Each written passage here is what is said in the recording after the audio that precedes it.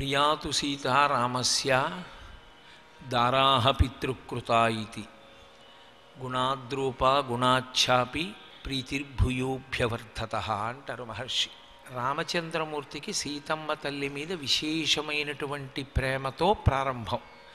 ఎందుకు రామచంద్రమూర్తికి సీతమ్మ తల్లి అంటే ప్రేమ అంటే, ప్రియాతు సీతా రామస్య దారాహ పితృకృతా ఇతి, నా తండ్రి గారైనటువంటి దశరథ మహారాజు గారు నిర్ణయం చేశాడు ఈమె నాకు భార్యగా ఉండాలి అని. కాబట్టి మా తండ్రి గారు నిర్ణయం చేశారు అంటే అందులో ఏ విధమైనటువంటి అయోమయం ఉండదు. వారు ఖచ్చితంగా నాకు అన్ని విధాలా తగినటువంటి కన్యనే భార్యగా సమకూర్చి ఉంటారు. తండ్రి మీద ఉన్న ఎనలేని గౌరవం చేత రామచంద్రమూర్తి సీతమ్మ తల్లిని ప్రేమతో చూడడం ప్రారంభించాడు. అలా ప్రారంభించినటువంటి జీవనం గుణాద్రూపా గుణాఛాపి ప్రీతిర్భూయోభ్యవర్ధత. అది సీతమ్మ తల్లి యొక్క గుణముల వలన రోజు రోజుకి దినదిన ప్రవర్ధమానమైనది. అంటే మామగారు చేసినటువంటి నిర్ణయం అన్ని విధాలా సహేతుకమే, ఆయన ఖచ్చితమైన నిర్ణయం చేశారు అన్న విషయాన్ని సీతమ్మ తల్లి తన నడవడి చేత నిరూపణం చేసింది. గుణాద్రూప గుణాఛాపి, ఆమె ఏ ఏ గుణములు ఉండాలని మనం అనుకుంటామో ఆ గుణములనన్నిటినీ కూడా, అంటే భర్త యొక్క హృదయాన్ని తెలుసుకోవడంలో అంత గొప్పగా ఆయనని అనుగమించింది. అనుగమించి ప్రవర్తించినటువంటి కారణం చేత సీతారాముల యొక్క దాంపత్యం చాలా అన్యోన్యంగా ప్రవర్ధమానమవడం ప్రారంభమైంది అన్నారు మహర్షి. ఇందులో మీరు జాగ్రత్తగా గమనించవలసిన విషయం, ఒక వివాహం జరిగినప్పుడు ఆ వివాహానికి శాశ్వతత్వము, లోకమునకంతటికీ కూడా మర్యాద చేకూర్చడం. ఎందుచేతంటే దాంపత్యము వ్యక్తిగత వ్యవహారము కాదు. మీరు ఆ విషయాన్ని ఎప్పుడూ జాగ్రత్తగా గుర్తుపెట్టుకోవాలి. దాంపత్యం ఇద్దరూ కలిసి ఉంటే పరమ సంతోషం, సమాజానికి సంతోషం. ఎట్టి పరిస్థితుల్లోనూ అది కేవలం ఒక వ్యక్తికి సంబంధించిన విషయం కానీ కాదు.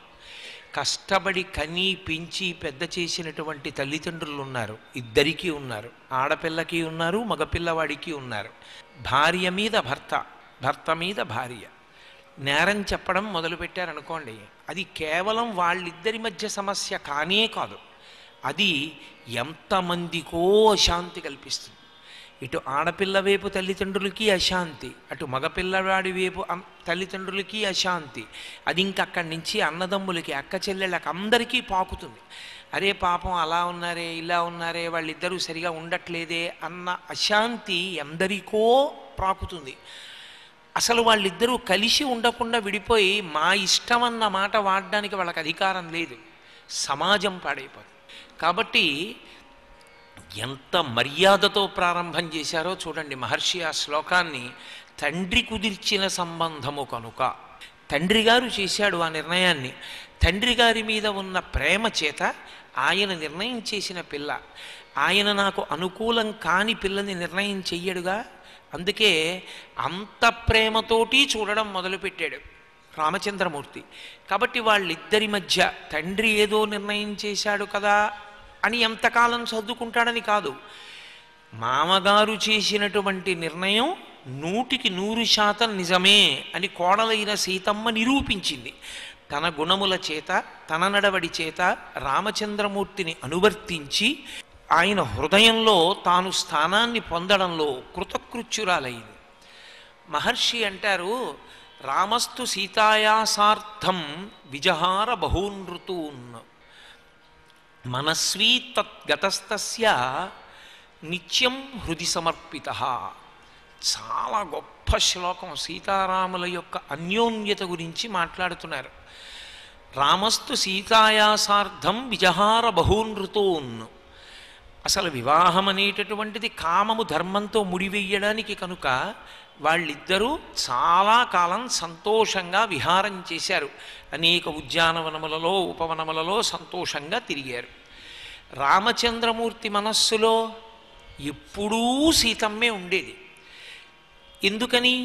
ప్రారంభంలో దశరథ మహారాజు గారు తనకి ఆమెను ఇల్లాలిగా నిర్ణయం చేశాడని. సీతమ్మ ఎందుకు రాముణ్ణి ప్రేమించింది? అది సనాతన ధర్మంలో దాంపత్యానికి ఉన్న గొప్పతనం. కారణం లేకుండా, ఏ కారణం లేదు, నా భర్త అని ప్రేమించింది. మా నాన్నగారు ఈయన్ని భర్తని చేశాడని ప్రేమించలేదు, ఆయన నా భర్త అందుకు ప్రేమించింది. సనాతన ధర్మానికి ఒక్కదానికే ఒక గొప్పతనం ఉంది. మీరు చూడండి, తండ్రి ఎంతో సంతోషిస్తాడు. అమ్మ నీకు మంచి సంబంధం తీసుకొచ్చానమ్మా, చాలా మంచివాడమ్మా, బాగా చదువుకున్నాడమ్మా అంటాడు. పెళ్లి ప్రయత్నాలన్నీ చేస్తాడు, చక్కగా సంబారాలన్నీ తీసుకొస్తాడు, ఎంతో అందంగా పెళ్లి ప్రయత్నం అంతా చేస్తాడు. పెళ్ళి అయిపోతుంది, అప్పగింతలు వస్తాయి, బావురుమని ఏడుస్తాడు. ఎంత మగవాడు కూడా, ఆడది ఏడుస్తుంది, కన్న తల్లి. ఇంత బాధపడుతూ విడిచిపెట్టలేక ఆడపిల్లని విడిచిపెడతారు. వాళ్ళు విడిచిపెట్టుతున్నది ఆడపిల్లని, కానీ ఇంకా తన కడుపున పుట్టిన కొడుకులు ఉన్నారు, కోడళ్ళు ఉన్నారు, కూతుళ్ళు ఉన్నారు, అల్లుళ్ళు ఉన్నారు, తన భార్య తనకుంది, తన ఊళ్ళో తనున్నాడు, తన ఇంట్లో తనున్నాడు, తన వారి మధ్య తనున్నాడు. తను ఎప్పుడు కావాలంటే అప్పుడు తను కోరుకున్నది తినగలడు, ఎప్పుడు కావాలంటే అప్పుడు పడుకోగలడు. ఒక ఆడపిల్ల, తన వారన్న వారెవ్వరూ లేరు, అత్తగారెవరో తెలియదు, మామగారెవరో తెలియదు, ఆడబడుచు తెలియదు, తోడికోడళ్ళు తెలియరు, ఊరు తెలియదు, భాష తెలియదు, ఒక్క వ్యక్తి పరిచయం లేరు. అసలు తన భర్త అని నిన్న రాత్రి తాళి కట్టిన వ్యక్తితో కూడా పరిచయం లేదు. కానీ ఏమి ఔదార్యం ఈ జాతిలో స్త్రీది! చిటికిన వేలు పట్టుకుని వెళ్ళిపోతుంది అంతే. ఎంత సంతోషంగా వెళ్ళిపోతుందో. సర్వం శ్రీ ఉమామహేశ్వర పరబ్రహ్మార్పణమస్తు. స్వస్తి.